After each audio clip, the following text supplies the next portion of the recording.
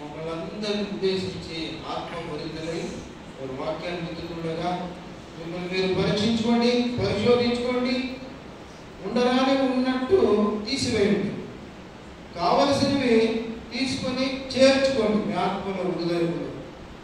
అటువంటి మంచి సమయం దేవుడు ఇచ్చాడు. వాక్యం వినే సమయాన్ని అయ్యగారికి సమర్పిస్తుండగా మీరు అందరూ చప్పట్లు కొడుతూ అయ్యగారు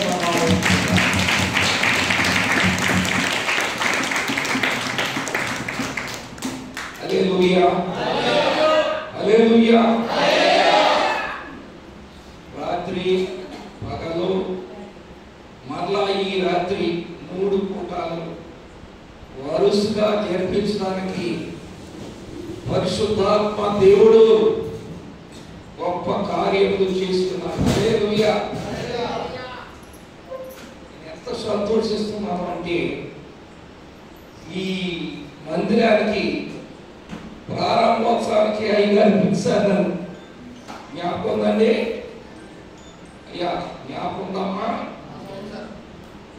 అయితే అప్పుడు కొద్దిమందిగా ఉన్నప్పటికీ నానాటి హల్లెలూయా ఏదన్నా మొక్క నాటినప్పుడు అది రోజు వెళ్ళి చూస్తుంటాం, నీళ్ళేస్తాం, పెరుగుతుంటే సంతోషం వస్తుంది, పెరగకపోతే దుఃఖం వస్తుంది.